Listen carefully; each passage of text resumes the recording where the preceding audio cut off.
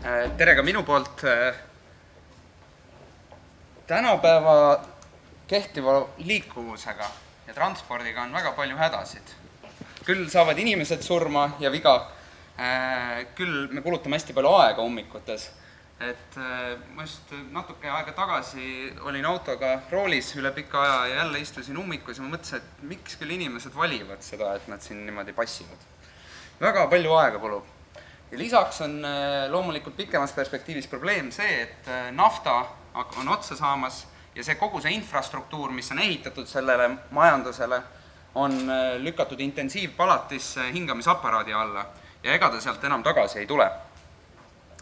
Aeg on selline, et on vaja teistsugust mõtlemist, teistsugust lähenemist kogu liikumisele ja majandusmudelitele üldisemalt. Üks lahendus, mis on väga hea, millest siis mõte on see, et iseliikuvad autod on maailmas juba olemas 10 aastat ja praegusel hetkel tehnika areng selles vallas toimub väga suure kiirusega. Miks ei võiks olla Eesti esimene riik maailmas, kes rakendab terviklikult üleriigilise mudeli isejuhtivate autodega? Kasutegurid selles on väga suured. Eesti kohta praegusel hetkel konkreetseid numbreid, analüüse tehtud ei ole. See oleks ka üks pool, mida Arengufondi rahade eest võiks tekitada. Aga mõned numbrid välismaalt näiteks, et kui teoreetiliselt mõelda, et USA liikuvusest 90% oleks isejuhtivate autode peal, siis see säästaks aastas, ameeriklased liiguvad natukene rohkem kui eestlased ka, aga siis säästaks aastas $450 miljardit. See on 12% USA valitsuse eelmise aasta kulutustest. Ja selle numbri sisse ei ole sealjuures arvestatud näiteks seda, et kui selle numbri sisse on arvestatud ainult need, et kui liiklusõnnetus toimub, inimesed saavad viga, vara hävineb, makstakse, invaliidsus, pensione, makse, et sinna pole sisse arvestatud seda, et näiteks infrastruktuur muutub ja produktiivsus tõuseb märgatavalt. Miks ei võiks olla Eesti esimene terviklik rakendaja?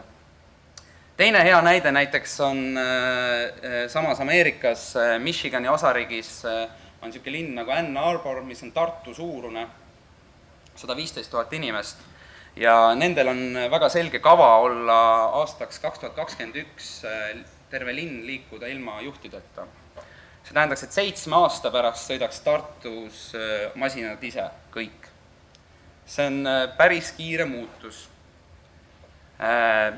Ja lisaks selle juurde käib see, et kui autod ise sõidavad, siis praegusel hetkel veedavad autod enamus ajast parkides.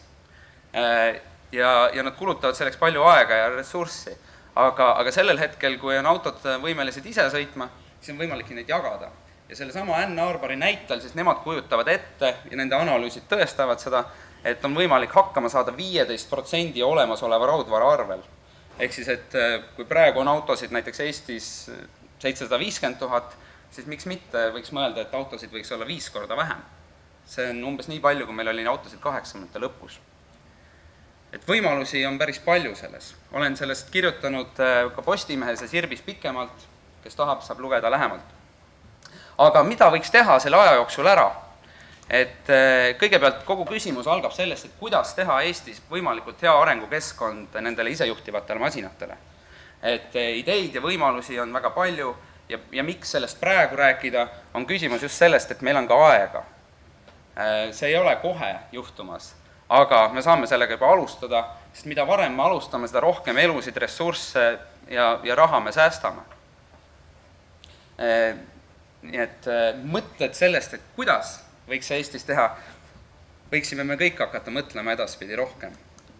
Aga esimene asi kindlasti, mis oleks vaja tekitada selle ümber, on esimene baasvõrgustik spetsialistidest. Kuidas see nagu väljenduks tehniliselt, et tõenäoliselt on vaja selle jaoks luua eraldi MTÜ või sihtasutus, mis tegeleb kogu selle teema ümber hargnevate teemadega.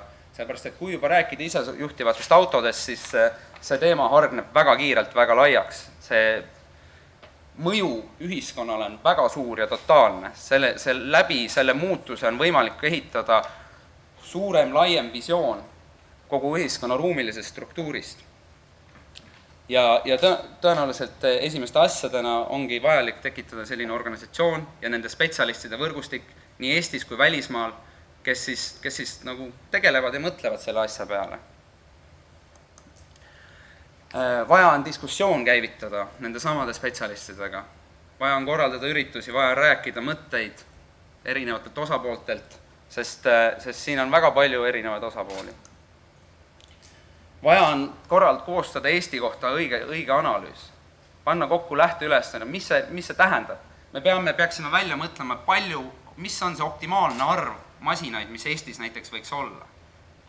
Et kui praegusel hetkel tehakse infrastruktuuri investeeringuid selle järgi, et aastal 2030 on meil 1000 elaniku kohta 525 autot, siis selle teadmise järgi saadame kõik need suurte investeeringud tasuvusanalüüsist vetsupotiga alla, sellepärast et enam see nii ei ole.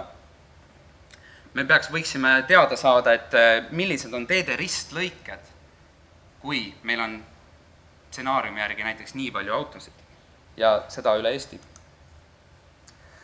Kindlasti oleks vaja tekitada võimalus selleks, et neid sõidukid oleks võimalik siin testida.